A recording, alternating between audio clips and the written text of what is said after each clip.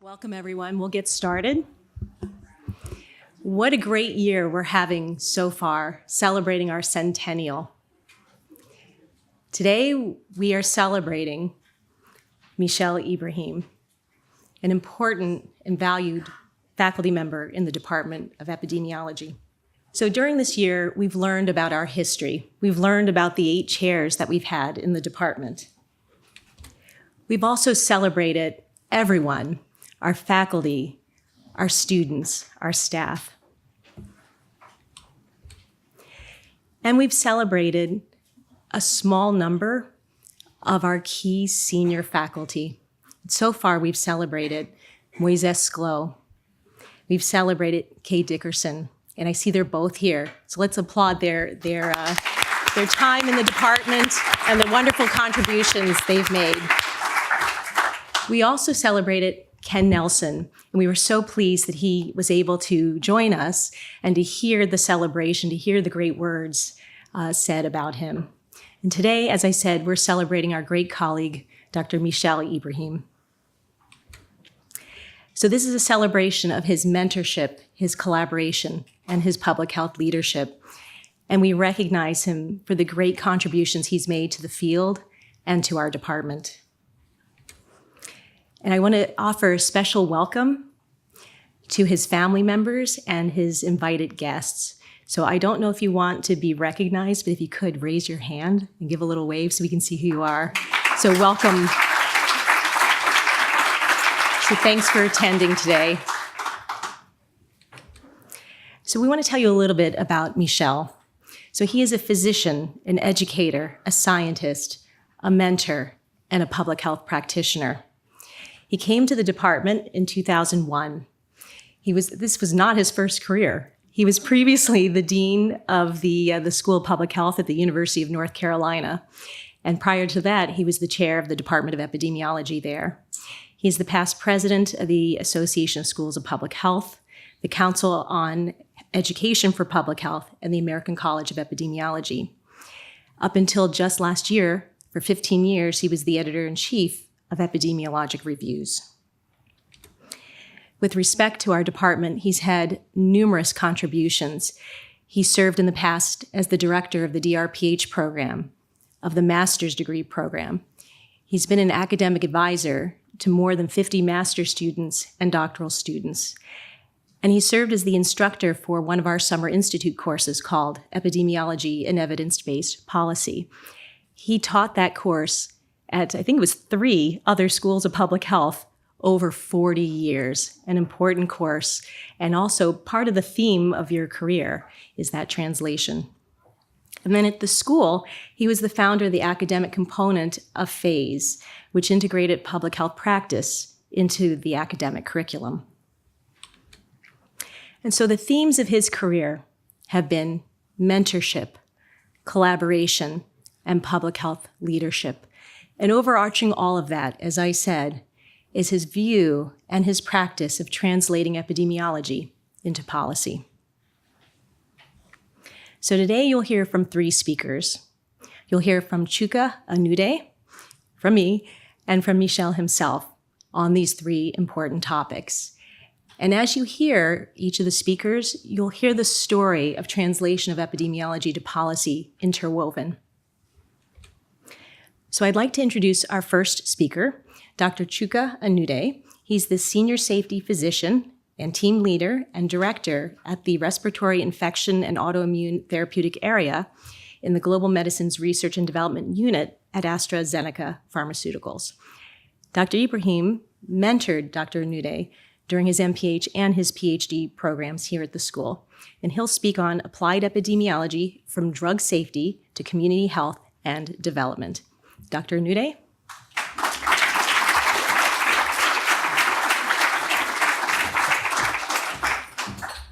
Thank you for that kind introduction. Good afternoon. I said good afternoon. I'm so delighted to be here this afternoon to honor one of my mentors. I call him Dr. Michel, and I'm back at the department. I left here in 2001 after I completed my PhD in epidemiology. I've been coming back to the school to talk to the MPH students every year. And I'm still part of this school, and I'm so excited to be here today.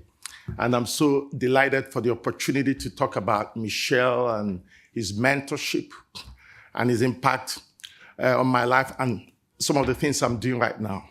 I wanted to say a big thank you to Dr. Davis. So good to see you after a long time. I learned Chris Barrow is not here. I wanted to recognize him. He was my doctoral advisor in the department. So today I'll be talking about Michel and some of the things he taught me during the years I interacted with him during my MPH and my PhD. I'll tell you a little bit about myself. I had a very teacher's path. I was born and raised in southeastern Nigeria. I read medicine at the University of Nigeria. I then went to South Africa to do family medicine and HIV training at the graduate level. I was recruited by the Harvard AIDS Institute to run their largest clinical trial site in Botswana, the Botswana-Harvard Partnership. We started the first HIV treatment program of any country in Africa. And then because of our experience in Botswana, CDC Global AIDS Program recruited me to head the largest HIV treatment program in the English-speaking Caribbean in Guyana. So I left Botswana to go to Guyana. I completed a 5-year work plan in 2 years in Guyana. I got bored, and then I wanted to go back to school. One of the reasons why I wanted to go back to school was when we met at national meetings in Guyana, the WHO guy, the UN AIDS guy, the CDC deputy director, and every other person on the table had an MPH from Hopkins except me. So I didn't like that. So I applied to the MPH program here and in a school in Boston. I got scholarship in both schools. I turned the one down in Boston and came here. And that was one of the best decisions I made. After that, based on some of my interactions with Michel, I decided to pursue an applied AP career. I ended up at the NIH for 3 years. I'll show you a little bit, if we have time, some of the work we did there. After the Obama government shut down, I knew I didn't want to work for the government anymore. By the way, I have 5 kids, and triplets too. So I decided to leave the government, and I joined AstraZeneca for the past 4.5 years. So my coming to Hopkins was one of the best career moves. I did my MPH in 2006 to 2007. I was a summer scholar. I was fortunate to get the summer scholarship for the second year, renewed for me for the PhD program. So I left here in 2011 without student loans, and I'm so glad to be in that position. I got some certificates, and I was also an NIH Fogarty scholar at the University of Maryland. And this is just a little bit of some of my experiences here. So when I came to Hopkins in 2006, I had some experience in public health. I'd done some work, and I wanted to go further. I wanted to be more. I wanted to do more. So I came here with a mantra, and I said to myself, I cannot manage what I cannot measure.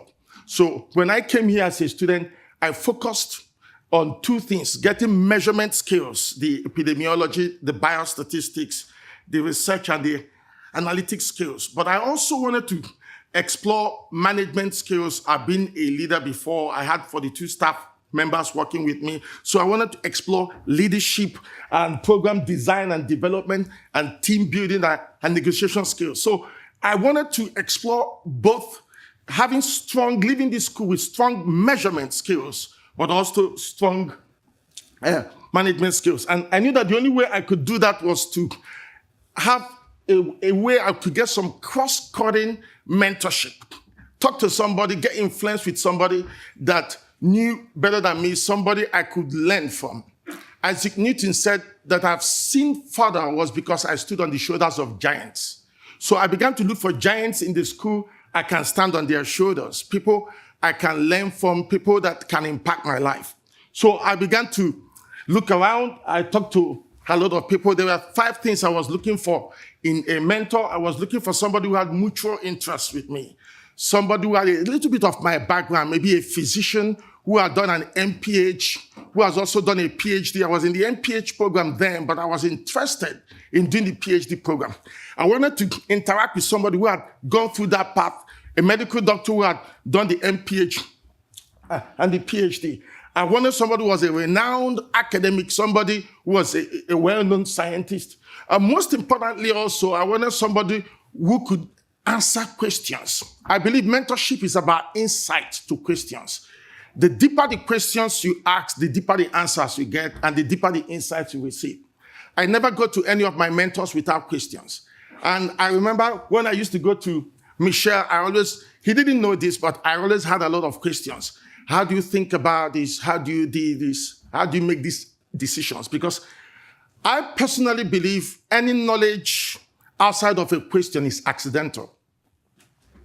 So I needed somebody I could ask a lot of questions and I could get insight from as a result of those questions. I wanted somebody who also had cross-functional, cross-cutting skills, well-rounded person, and somebody who had been in a leadership position. I love leadership. I want to be a leader, and I wanted to learn from a leader. So I began to talk to faculty members. I began to meet with people, and I was so fortunate to meet with Michel. One of the things I did before I met him was I read about him.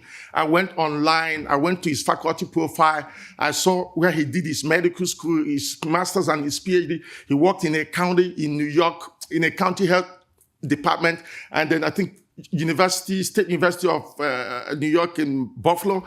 I read everything about him, some of his papers in cardiovascular epidemiology, and I went to visit him to talk about him and his work and his papers, and he got interested in me. And I learned a lot from Dr. Michel. I think one of the things I learned from him was applied epidemiology. Don't just study epidemiology just as an academic interest. Look for how to enact policy. Look for how to apply it. What I call translational epidemiology. Look for how you can use it to impact lives and impact people. So he kept bringing me back to this place of application. Don't just study epidemiology. Don't just get your PhD just because you want to get a PhD. Look for how you can use that knowledge and apply it to save lives, and apply it to impact people, and apply it to make policies. I learned a lot about pragmatic leadership. He's going to talk about it himself. I asked him questions about how he led. He had been the dean of a school of public health. He's been the editor-in-chief of epidemiologic reviews. And, leading and leadership is sometimes caught, it's not taught. So he also, asked me a lot of questions, and he asked me to be curious, to question everything, to keep asking questions. And the other thing that struck me about him was his humility. I know some of you can attest to this more than me. When I saw his CV and saw what he had done in the past, I was initially a little bit reluctant to go and approach him for mentorship, because I thought, oh, wow, he's been dean before, he's done all these kind of things before. But I was so surprised when I met him, and I used to sit with him in his office, how humble he was, how easygoing he was, how large-hearted he was. And that really impacted me at a personal level. And also at a personal level, I just wanted to mention this to his large-heartedness. And I've said this to him before, but when I finished, I got to meet with him when I was doing my MPH. So I told him I was going to apply for the PhD program. He supported my application for the PhD program. Not only did I get into the PhD program here in the school, I got the summer scholarship too. And I know somehow he advocated for me. And I really, really appreciate that. And then I ran into a personal situation during my PhD program. That was in 2009. I was a PhD student. My wife was doing her MPH at University of North Carolina at Chapel Hill. We had 2 kids. We wanted to go for the 3rd and the last child because we planned to have only 3 kids. And we just prayed and we said, oh God, we have 2 girls now. We prayed, let's just have a boy. So we have 2 girls and 1 boy. So my wife got pregnant, got sick when she was pregnant, unusual for her. To cut a long story short, we found out that she had triplets. She was expecting triplets.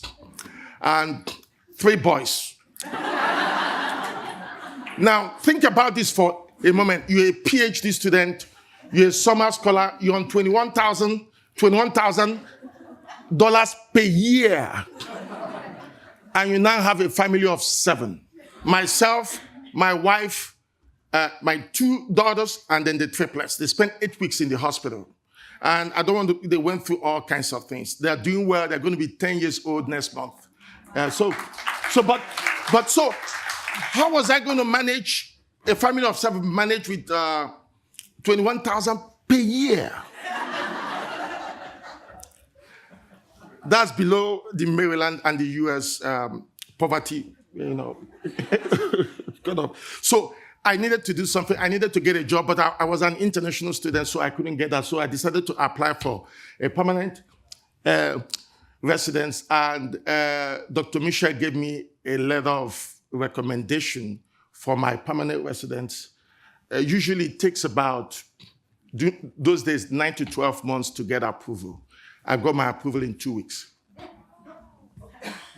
So I became a permanent resident. I was able to get the NIH Fogarty award that gave me some extra $38,000 a year that helped my family. So I'm very, very grateful that I didn't know what to do, how I could take care of my family. He stepped up for me and he helped me at a personal level. I'm really very grateful and appreciative of that. So let me just say a little bit about, so in my interaction with him and about applied epidemiology, I wanted to do something with my life that could save lives, but something in applied epidemiology. And I came across this report. Many of you have seen this report, the Institute of Medicine report to Air is Human. It started talking about adverse drug reactions, that we have about more than 2 million adverse drug reactions in the US alone. So we're not talking about China, we're not talking about India, we're not talking about Indonesia, we're not talking about Africa, we're not talking about Latin America. This is the US alone. And the mortality estimates were more than 100,000 annually. And they said this was about the 4th to 6th leading cause of death in the US and so on. And they were estimating it was costing the country 136 billion. So I said, this is a real big public health problem.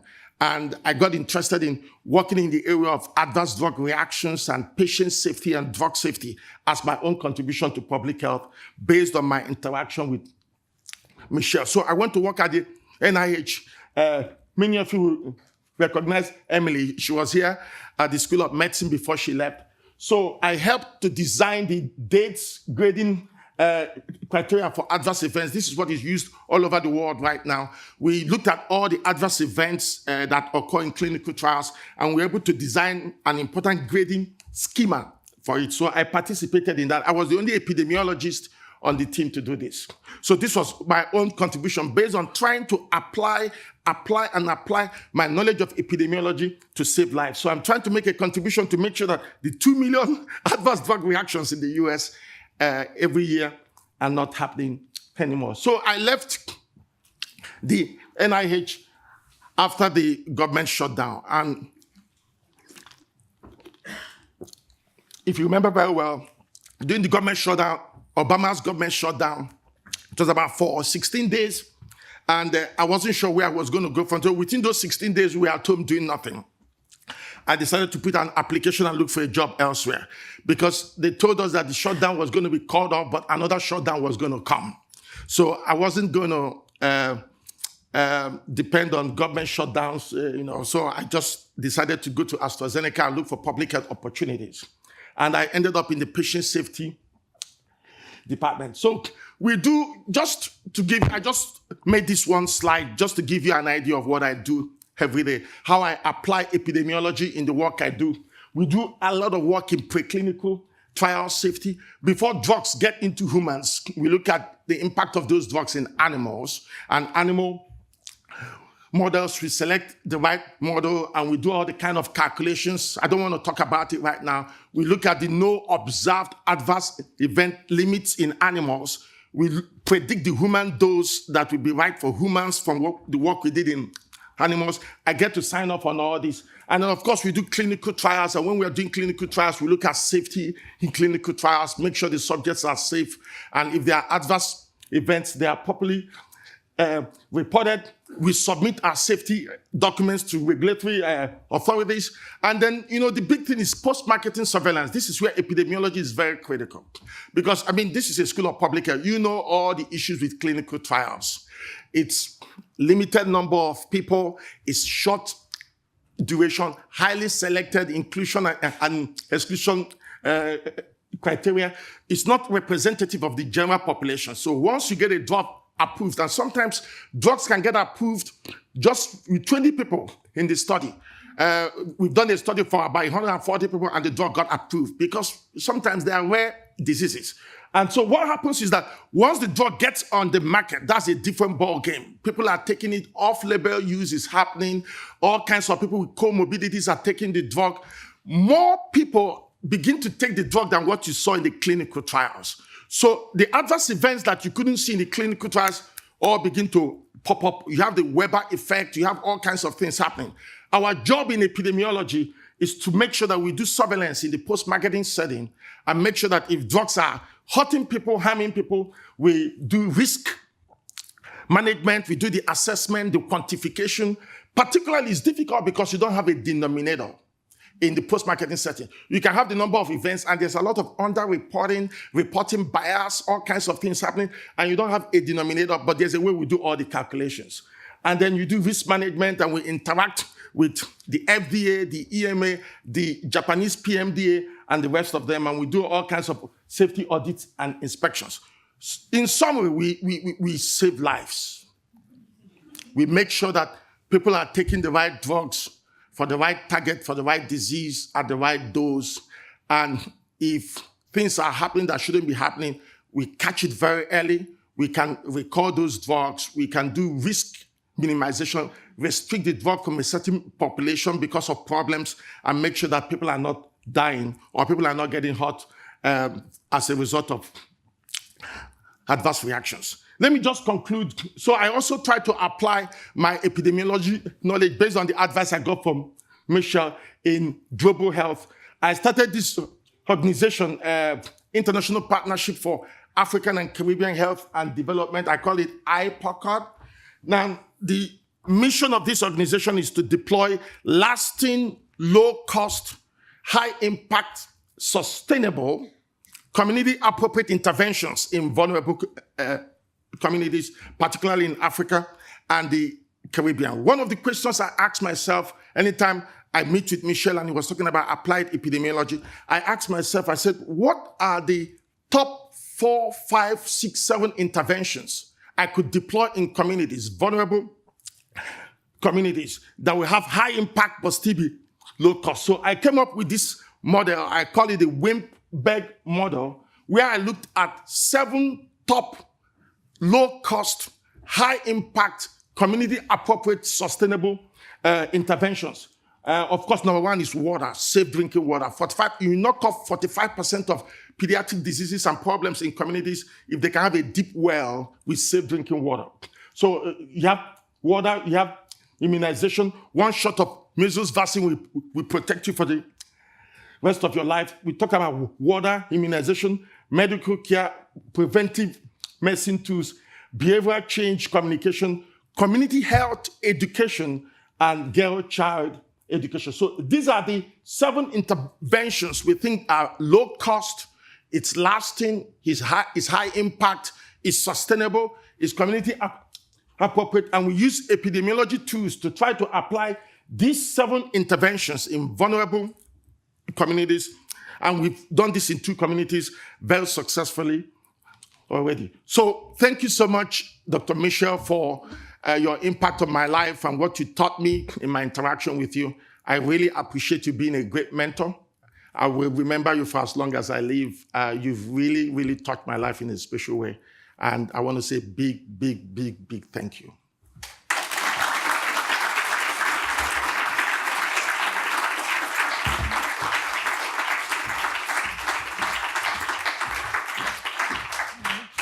Thank you, Chuka. That was really lovely. So we're going to get the next set of slides up. So I had the honor of having the editor-in-chief of Epi Reviews ask me to work with him to collaborate on an issue of the journal, so the 2017 issue. So my topic is going to be editorial collaboration and translation to reduce the burden of cancer in the population. So here's a quote from Dr. Ibrahim. He said, "In the 15 years I've been editing this journal, I've had the privilege of engaging more than 800 colleagues in reviewing manuscripts for the 15 themed issues." 15 issues. 800 colleagues. They collaborated to generate these wonderful reviews on themes in our field of epidemiology. So the last one that he worked on, the 2018 issue, was on incarceration and health. And then I just have a few others here for you to see. And I don't know if you can see the titles. I have to put my glasses on so I can see them too. But for example, epidemiology of aging, epidemiologic approaches to women's health, epidemiologic approaches to veterans' health, and gun violence, risk, consequences, and prevention.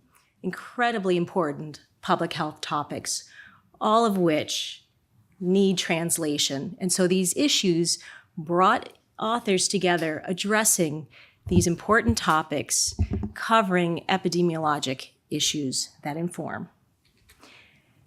So Michel has had an incredible impact on me in my career.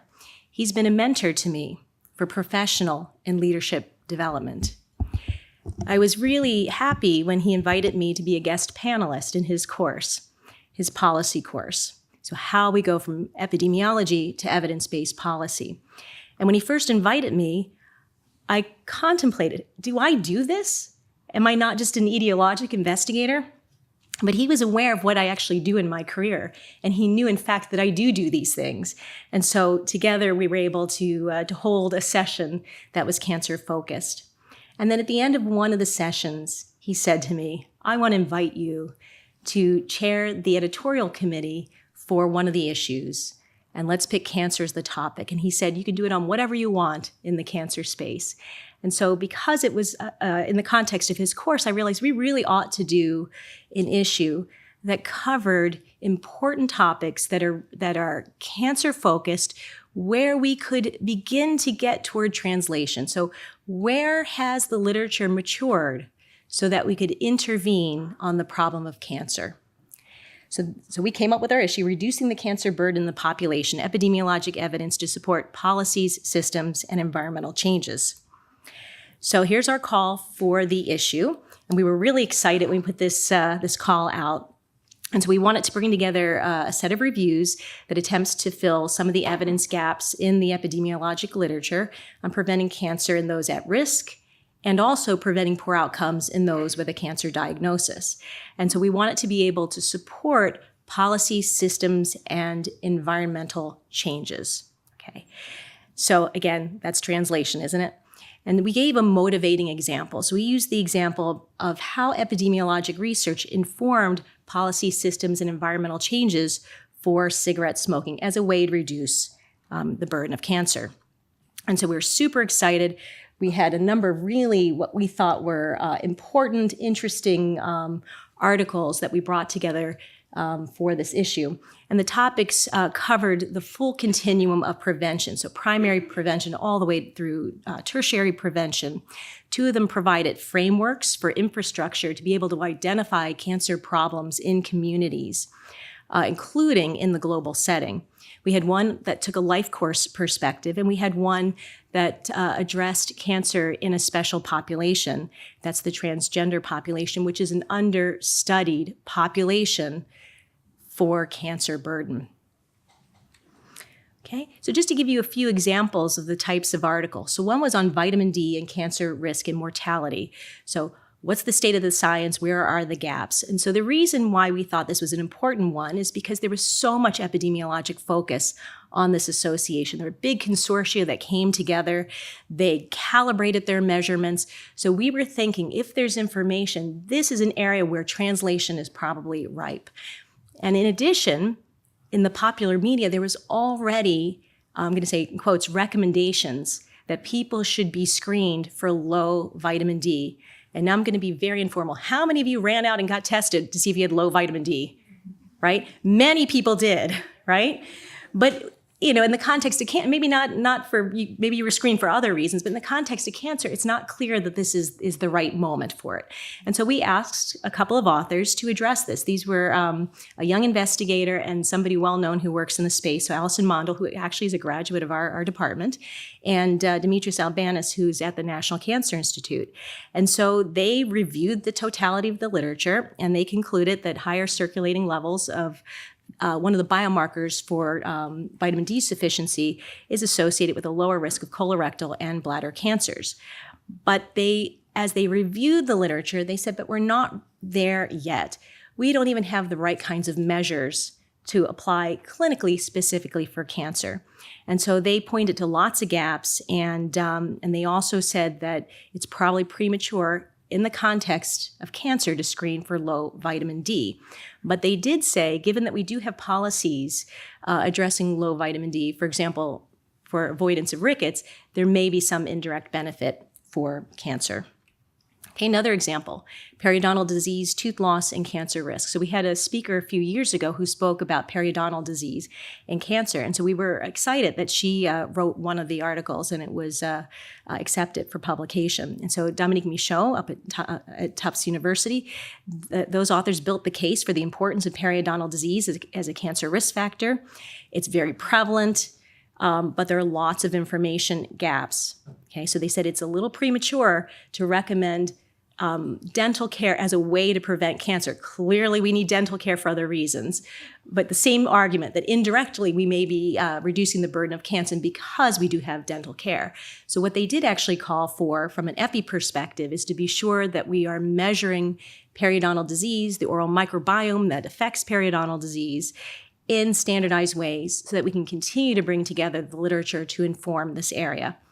And of course, they make the point that we need good dental care, we need dental insurance and so on for good health in general, and that there might be an indirect benefit for cancer. And then another article, Cancer in Transgender People, of Evidence and Methodologic Considerations. So we were particularly excited to receive a piece from a group at Emory University. They described the fact that we basically have very little information on the problem of cancer in transgender persons. That population tends to have a higher burden of risk factors for cancer, and often this population has reduced access to and uptake of cancer screening.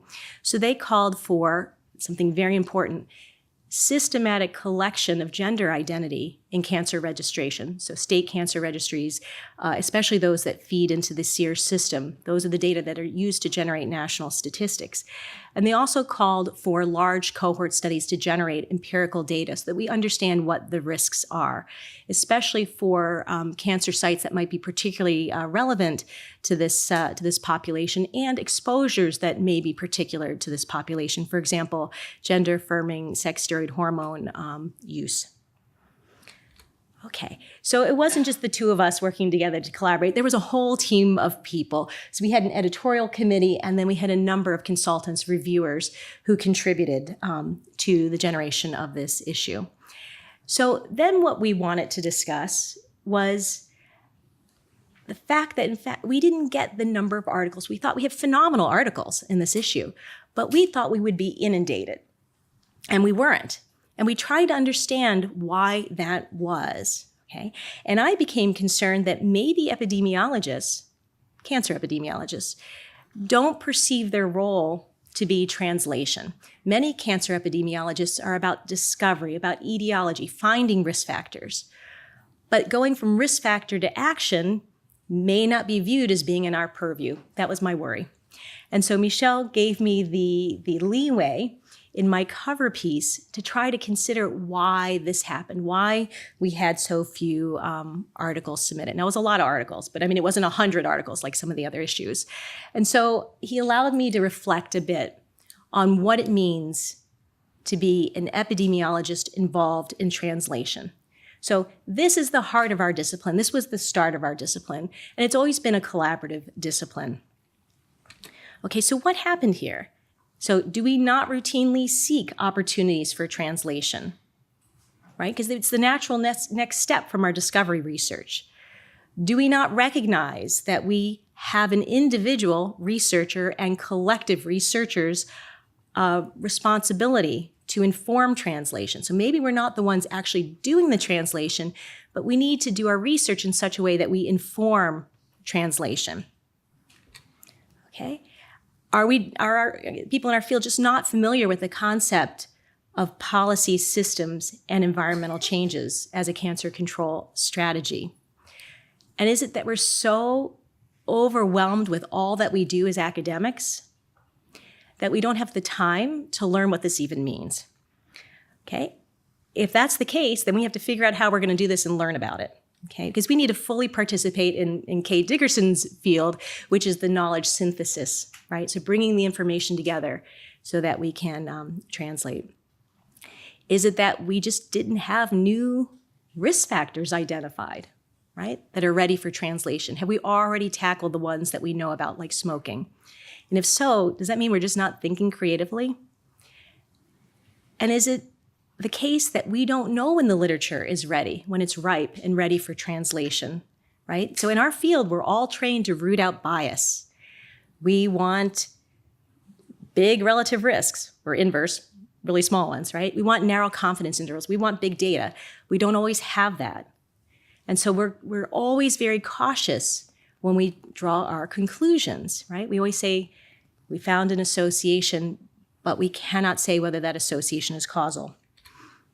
Okay, so what should we do? Like, how do we learn when it's time to translate? And I wonder if we should actually listen to policymakers, talk to them, try to understand what is it they need, what information do they need from our studies to be able to translate. So is it that we should be less conservative in our conclusions? Should we, in our papers, be explicit in describing what we think the next steps are in translation rather than saying more research is needed? And then again, should we reach out to policymakers so we can work together, so we can collaborate for translation? Okay, so what role should we play actually in moving forward to be able to make policy systems and environmental changes? So first of all, you need an evidence base. So who's responsible for building the evidence base? Well, that's us, right? That's epidemiologists.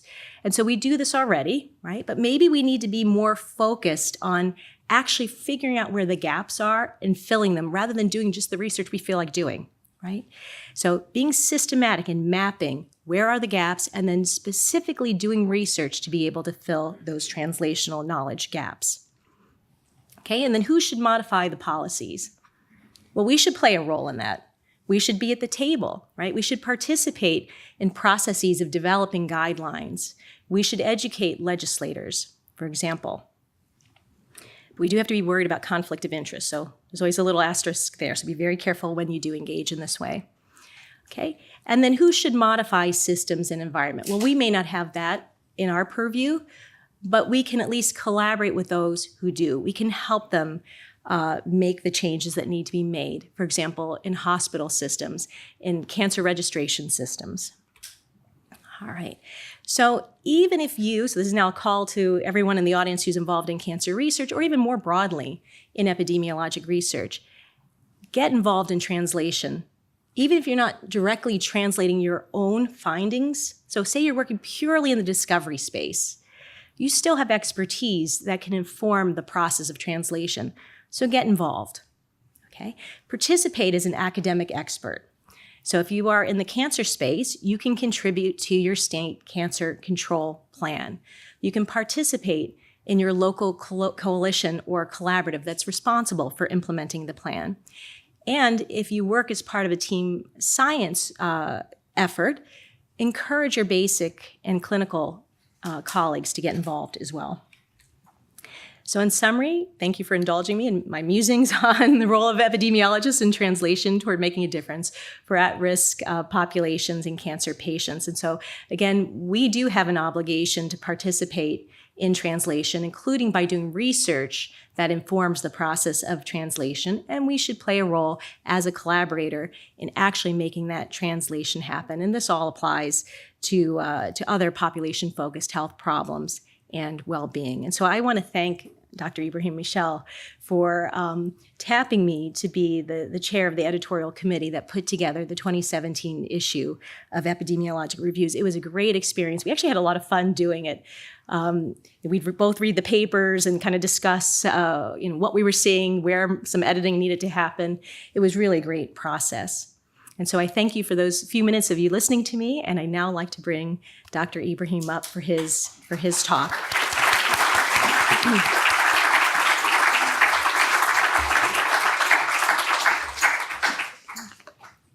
And he's going to speak on public health leadership challenges and lessons. Thank you.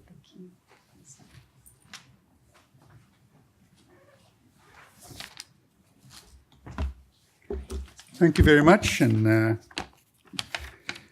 I am really honored and touched by all these good words.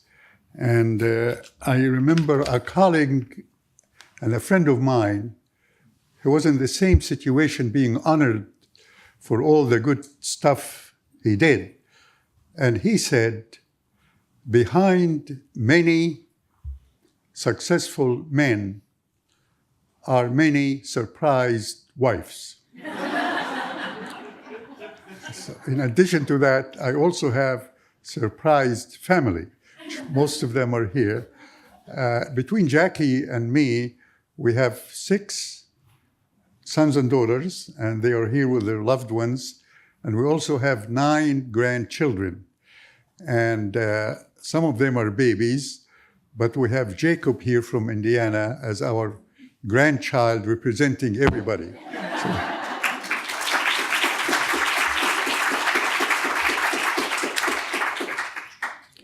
I want first to thank the school and the department for allowing faculty, student, and staff to really participate and do all these good things. Most of the time when the deans and chair of departments talk about that the school here is number 1, they always thank the faculty, staff, and students for doing the work. And I think it's time for the staff, students, and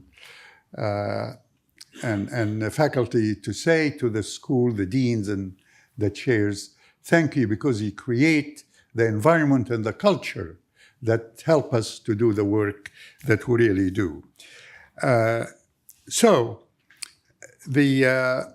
When you come to an event like this and you find that the doors are open, the lights are on, the PowerPoints are already loaded, and the program is printed, it doesn't really happen. There is somebody who works behind the scenes to make it happen. And I want to thank Laura Camarada for really working this program and managing to this successful conclusion.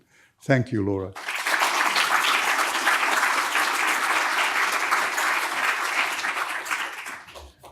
And as I said, when we thank the schools and the department, it doesn't seem buildings, it's really people.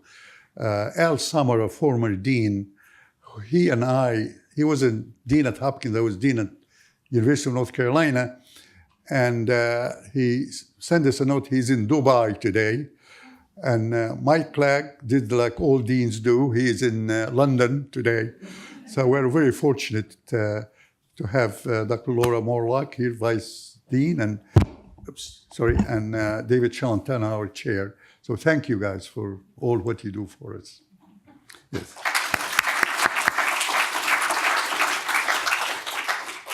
Chuka Anoud is a terrific graduate student. When he came to the school, he was an accomplished doctor, did all the good stuff, and he was brilliant. And he was looking for a mentor. Sure. So we meet and talk and write letters. It was easy to write a letter of recommendation for somebody like Chuka. So he was fantastic. And I don't mind having hundreds of them like that. You just talk to them, and then they become wonderful professionals, and they give you credit. I'll take it. Thank you, Chuka, and congratulations for the great work. Elizabeth, what a fantastic professor and colleague and friend, an enormous leader, wonderful leader, and has a sense of organization and really wonderful people person to know, to know, to be associated with. What Elizabeth didn't tell you, that we didn't get an overwhelming response to the issue, to our call for papers, which means that we may not have an issue. And you cannot really have an issue if you are running a journal. So I went to Elizabeth and said, we really may not be able to have an issue. And you are the giant in the field of cancer. And we only got about 10 or 11 responses. We need about 20 or 30. So how about you using your influence and inviting people to participate? So she invited about a dozen colleagues of hers to write on specific issues. And all of them responded, and all of them measured up eventually. And that's why we have an issue due to Elizabeth's leadership in the program. So thank you, Elizabeth, for doing that. Yeah. When I speak about Elizabeth, I have a story to tell you, I must say. Years ago, I was attending a seminar, and the person who gave the seminar was Peter Billinson, a person who was working in public health and ran for office. And Peter gave a seminar, which was really very nice. At the end of the seminar, I said, Peter, you know, you really give a very good seminar, but I didn't hear all of it because I had no hearing aids, which cost a lot of money, and they really not really that good. Then he stared at me and said, you know, this is exactly what my father said. Well, he was in his 50s, and, you know, I felt kind of a little, remind him with his father rather than say, you know, I have the same problem. So I left and went up to my office, walked down the hallway, and I ran into Elizabeth. And she must have seen me a little distraught. I said, hey, how are you doing? I said, well, not very well. I said, what's wrong? I said, you know, I have these new hearing aids, which cost thousands of dollars, and they're not really working very well, and it's aggravating. She stared at me and said, you know, this is exactly what my grandfather said.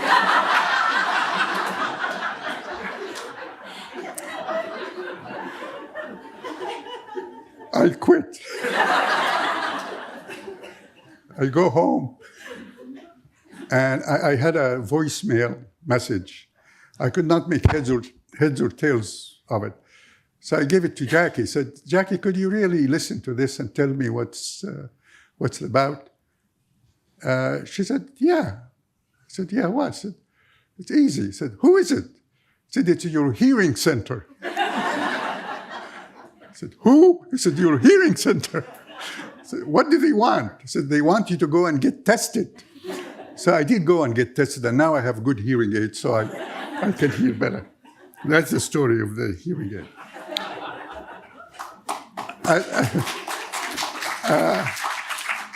As you heard, this is kind of like coming to Hopkins, which was really a wonderful thing to do, from University of North Carolina, two great schools. And I was happy to come, but I really didn't intend to work because I almost retired from University of North Carolina, and Jackie was working for Oxford University Press, and Jackie was born in Baltimore, so we all came to Baltimore for her to work for the Oxford University Press. They had an office here. So I said, now there's baseball, there's football, there's music, and I'll play golf, and Jackie could work a little bit. And I'll have fun. And then I ran into John Samet, used to be the chair of the department before David, and Al Summer, I knew he was dean at the time. And John said, you know, what, with your policy experience, why don't you come and spend a day or two in the school? And I said, well, sure, it sounds good. Then a couple of weeks later, I said, I talked to Al Summer, and he said, we really would like you to come and spend a day or two at the school and do what you want, but use your experience. And I said, okay, I'll come and spend a day or two. And then a day or two became 2 or 3, 3 or 4, 4 or 5, became full time. Because John was very good about recruiting people.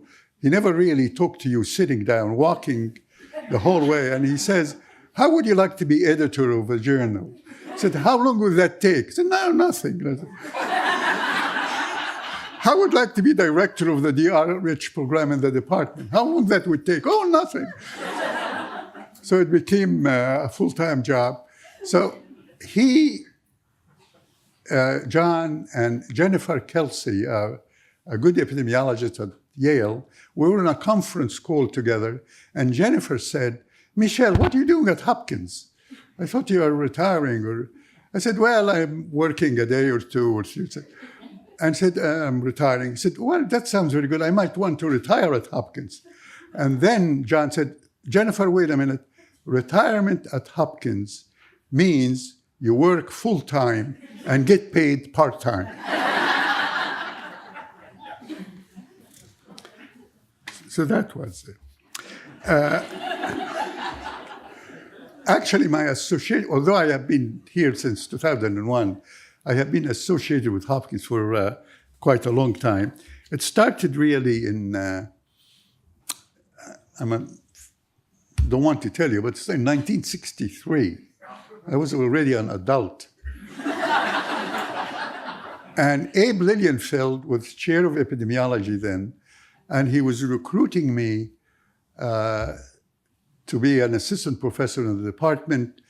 And I was just almost finishing my PhD, except for a few months, and I was looking for jobs. At the time, there were more jobs than people, unlike today. So it was easy to really hop around and find a job. Anyway, Abe Lilienfeld was talking to me right here in the old building about what would I be doing if I come to Hopkins. And while we were talking, his assistant came and knocked on the door, and he said, I'm sorry to disrupt you, but we just heard that John Kennedy has been shot. And that was November 22nd, 1963. And that's kind of a memorable meeting with Abe Lilienfeld about the position that I was considering. And I never really forget to say, where were you when John Kennedy was shot? I was talking to Abe Lilienfeld about a position at Hopkins. And since then, I have been really coming to Hopkins, doing some research work, consulting, teaching. And as a matter of fact, Moises Sklo, whom I see here, is editor-in-chief of the American Journal of Epidemiology, and Harriet Tell-John is the managing of the journal. I don't know if you remember that this is 100th anniversary of the department, but when the department celebrated its 75th anniversary, you asked me to be guest editor of the American Journal of Epidemiology, which is really, when I did it then, I never realized that there would be 25 years to be at Hopkins talking about that. So that was really quite an association with this school here. The memorable interaction with Abe when we were interrupted at that time, there is another memorable job offer that I mentioned to you briefly. It was Penn State was reorganizing. They have a department of biochemistry, a school of nursing, some biostatistics. They were trying to put them together in a school of public health. And they asked me to come to be considered for a job being dean. And I was too young to do that kind of thing, but I went. It was kind of exciting. The president of Penn State at the time was known that he can recruit anybody he wants, because he gives this lavish parties when you get to the school. You will be met at the airport. They take you to your hotel, and if it's a small city, University Park, I believe. There is no planes during weekends. So if you leave a weekend, they give you the university plane to take you wherever you want to go. So I couldn't resist. So I went to met at the airport, went to the party, had a little more wine than I should. And then they took me back to the hotel. So I go up to, I remember like something 317 room number. So I go to the room, put the key in, and won't go in. And said, wow, I must be in the wrong room.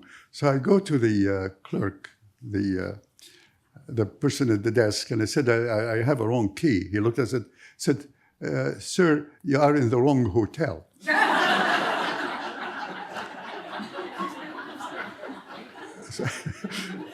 So that was a lot more wine than I should have. It wasn't really my problem because they would put people at the University Inn, which is on campus. So the people who drove me to the town from the airport took me to, they think they would take me to University Inn, but University Inn was booked. So they put me in a different hotel. So the people who took me after the party, they assumed I'm at the University Inn where they put everybody is. But they took me to the University Inn, and then I wasn't there, I was in another hotel. Anyway, the president of that university, after a couple of weeks, I guess, he was fired. He was no good to deal with people like that. Now, I want to share with you briefly a few challenges. One of them, when I was getting the doctorate at Carolina, there was an archaic rule about anybody will get a PhD. You have to have a working knowledge about 2 foreign languages. That's abolished now. Is that now? It's gone.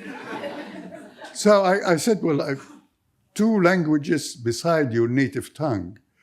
And I said, I'll take German and French. And I had a student next to me who really didn't know any foreign language whatsoever. So he was learning French, pronounce it the way it spells, so he can pass the test. So and I got kind of taking a shower and said, well, why don't I take English as a language, a foreign language? It's not my native language, although I flunked my native language most of the time. So I managed to take English as a second language. My friend never really forgave me for being able to get away with this. But the lesson I learned early in my career, leverage what you have, what you know. But serious stuff now.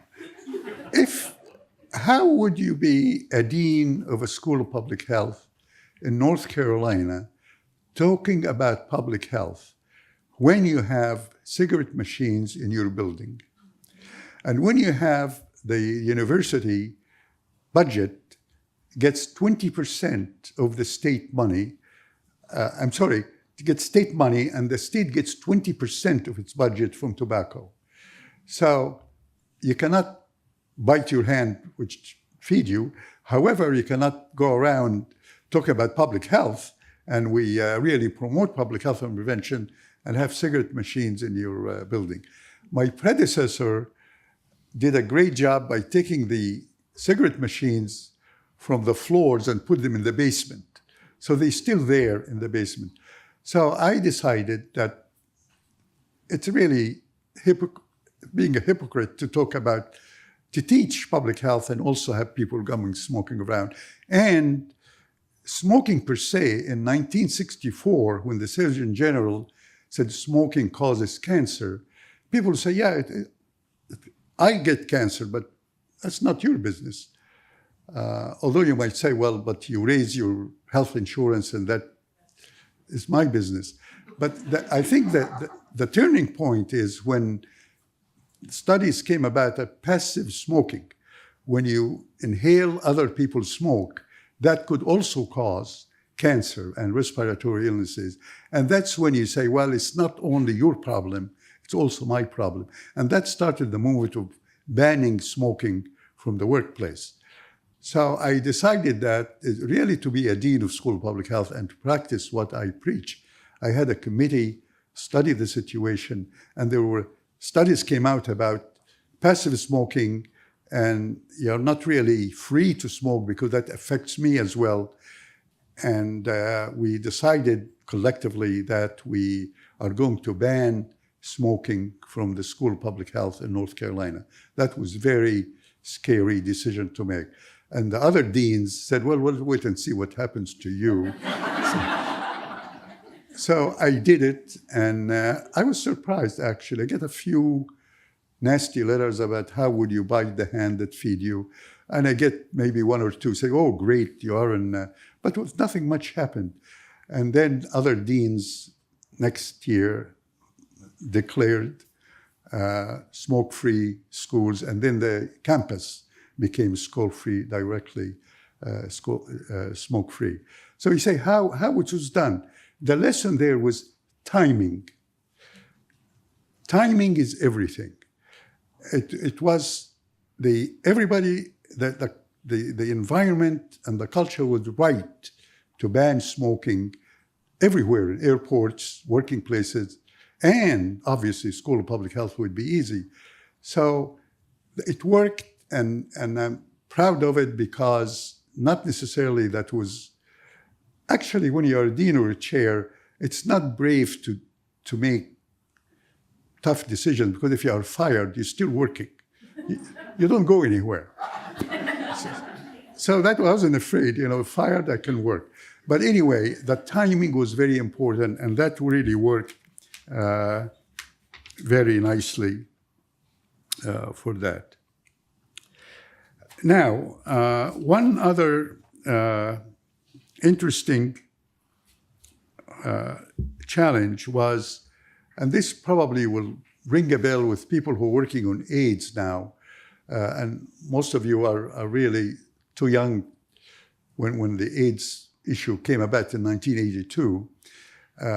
And when it happened, it was really scary. Everybody was scary and stigmatizing people, say gay people, Haitian people, blood transfusion, on, everything. And people become scared and talking about use of condoms, for example. Nobody was wanting to say condoms, because until the Surgeon General made it household word, because people who just didn't want to talk about that. They talk about body fluids, exchange of body fluids could cause AIDS. And say, what do you mean body fluids? So it was kind of the culture was, we are afraid of the disease, and the social and political stigma was really absolutely enormous. At the time, the university asked me to chair the university council to help the campus and the students to deal with the issue, because many of the parents are worried about their students. They say, my two boys sharing a room, sharing a razor, and he said blood might cause that. That's scary. I don't want my kid to have AIDS. So there was a lot of concern and fear about AIDS on campuses. So we met with a group of faculty to deal with the problem. How do we communicate the AIDS issues and be truthful about what we know to the university community? So we did that, and then the committee decided that one of the things, in addition to education and all that, one of the things we might be able to do is to install condom machines in men's room and in women's room, dormitory, men's dormitory and women's dormitory. And say, wow, really, you want to recommend? This was now 1980s now. I said, yes. So went to the chancellor and said, we're recommending condom machines in women's dormitory and men's dormitory. He said, listen, I have 3 months to go. Why don't you do it? Give that recommendation to the next chancellor. And that's what we did. Waited 3 months, went to the next chancellor. Mr. Chancellor, we recommend condom machines. He said, really? He said, yeah, we recommend. So the recommendation went out, and I got summoned immediately before the Board of Trustees to explain why a committee of faculty recommend such a stupid thing. We don't send our kids to have sex in the university. I said, it's not about sex. It's about prevention. Condoms is like vaccine. Students will have sex if they want to, but if they do, they can use condoms who will prevent the vaccine. So the new chancellor came, and we were having a hearing, and the Board of Trustees, the committee on the Board of Trustees, were not buying the idea and to do that, and they were very unhappy about the recommendation. And they will, after made a presentation, and they just still not convinced. And they looked to the chancellor, the new chancellor, about what his position is.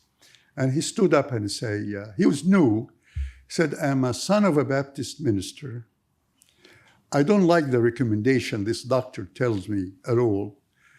But if they say that condoms are like vaccines and prevent AIDS, and if it saves one student life, I am for it. And just hush. And then start changing. He said, well, maybe there is merit to it and all that. And then he said, well, I really recommend that you accept it and let it go and be implemented as soon as possible.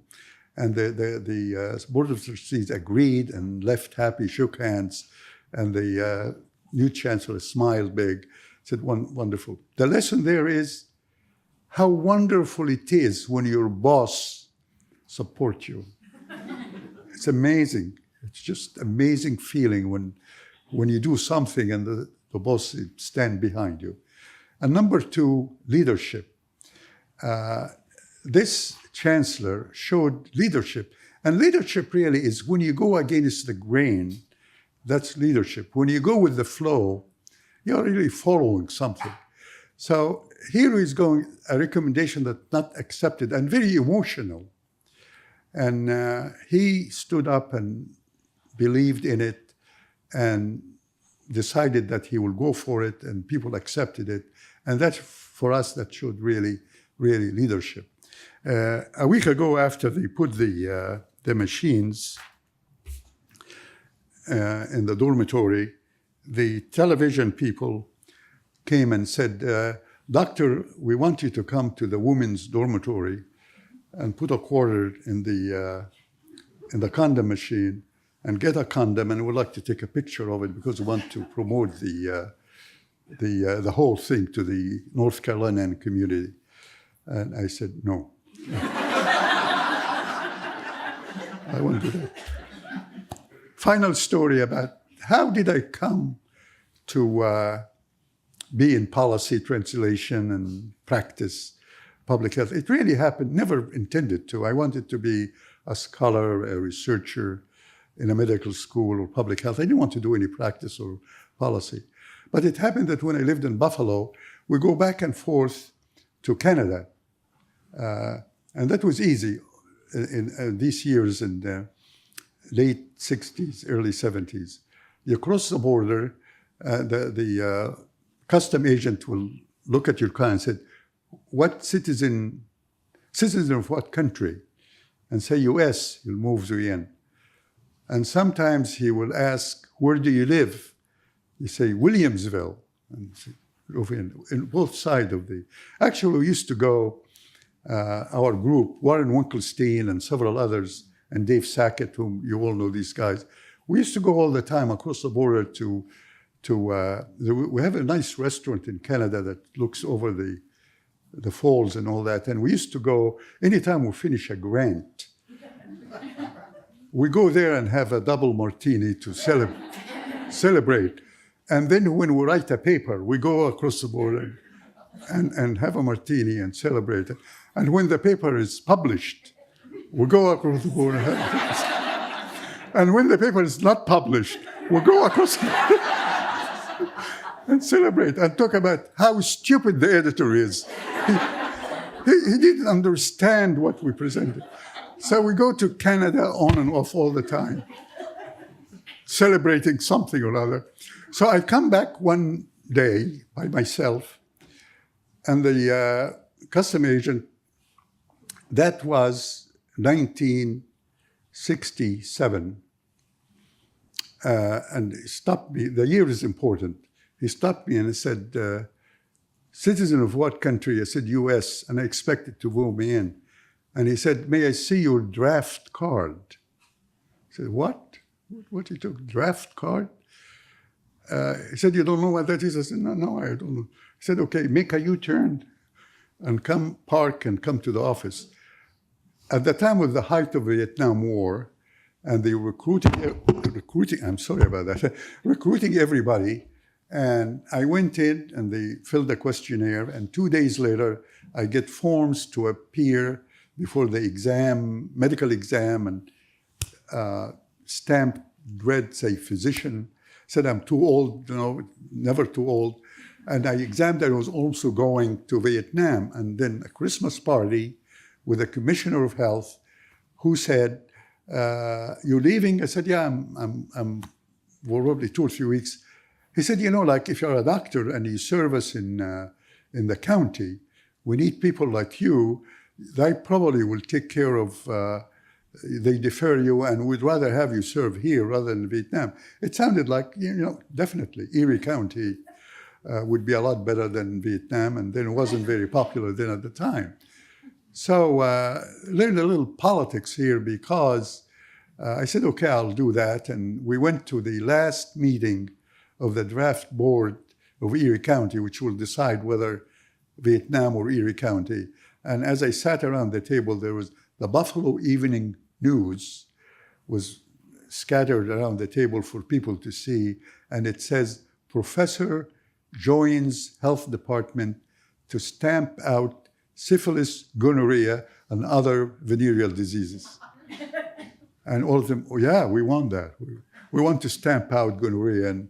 And that's how I got deferred. And then I got into the, worked 4 years in the health department. And that really taught me a little politics, practice, policy. And that's how I had the being dean and chair. And that's why John and Al and said, well, give us a day or two to do some practice or policy. So the lesson there is have a plan. I wanted to be a scholar, researcher, teacher. However, you have to realize that external factors, environmental factors, are very powerful and would most likely change the direction. But it's nice to have a plan, but be flexible and go with the tide, which I did, went to tide, and that's how I ended up at Carolina and here. So this is sort of a quick, brief of the journey. And I want to tell you, I'm very appreciative of having great people like yourself in my career. And I firmly believe that I learned a lot from all these people, much more than they learned from me. And you made my day, and I really appreciate it. Thank you so much.